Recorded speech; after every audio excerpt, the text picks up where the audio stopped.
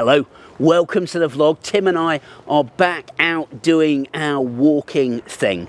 There's an awful lot of weeks of recognition around at the moment. A couple of weeks time, Learning Disabilities Week across Ardash. It's going to be a really big one. This week we've been celebrating Volunteers Week. I was thrilled to be able to spend time with some of our 100 volunteers as we go on that journey to trebling that number in line with Promise 3. Why is that so important? Well, partly because volunteers bring something, time and kindness into our organisation, but partly they bring a diversity of thought and purpose, perspectives from our communities that's really going to build a rich view of what we're getting right and what maybe we're not getting quite so right in our organisation. So thank you to our volunteers. This week is Carers Week, and Carers Week is all about the visibility of informal carers in our community.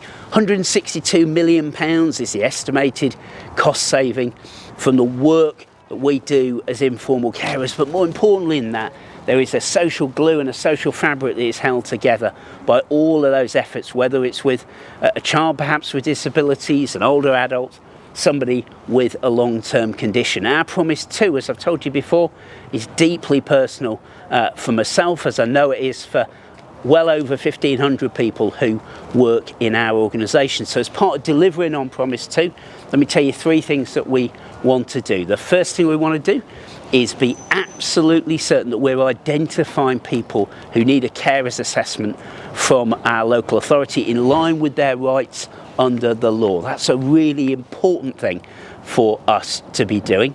Then we're going to try and make sure this organisation is a great place to work if you have caring responsibilities. We're going to bring in some external accreditation to hold our feet to the fire and make sure that what we are doing is real and not PR.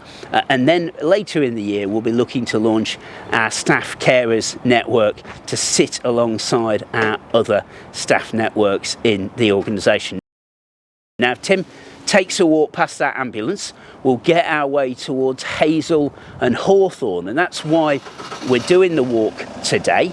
And one of the things that avoid the ambulance, let's not be run over. One of the things that is really important about our capital plan, I talked last week about the bathroom salon doors that we are purchasing. I wanted to come down to Hazel and Hawthorne to put on camera that over the next 2 years, it is our absolute intent and commitment as a board to be replacing Hazel and Hawthorne, potentially moving to a slightly different part of the site as part of that capital investment in getting clinical environments to be fit for the purpose intended in our organisation. So there you go, Cora and Sam, it's here on film and you can hold us to it. Now, the sun hasn't come out, but Sarah promises me on the 20th of July that the sun will come out. And the 20th of July rings a bell in your mind, not because it's the football final or the cricket final or anything else, but because it's the Ardash Fun Day, otherwise known as the annual members meeting. Starts at 10 o'clock, that's when the It's a Knockout contest will get going.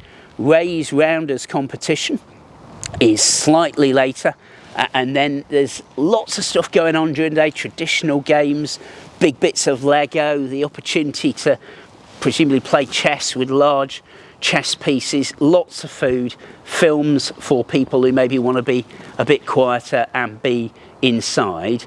The annual report's launched at 1:45. That bit of the ceremony will be over by 3 o'clock, and the executive rounders team will then play the winners of the day's contest to see who is the ultimate champion. Look, it's going to be a great day, even if you just come for a bit.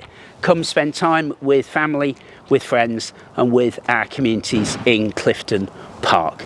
That sense of participation goes to the last thing that I wanted to draw attention to, because before the 20th of July, there's something going on the 4th of July. And to fully participate in the election on the 4th of July, you need to be registered to vote. June the 18th is the last date for registering to vote. Details of how to do that on the screen. We are entirely neutral about the electoral process. We're entirely enthusiastic about everyone participating as an organisation. We'll be helping our patients to do so. We'll make all reasonable adjustments to let you cast your vote on the 4th of July if you're also working. But as I say, don't miss the deadline for registration on the 18th.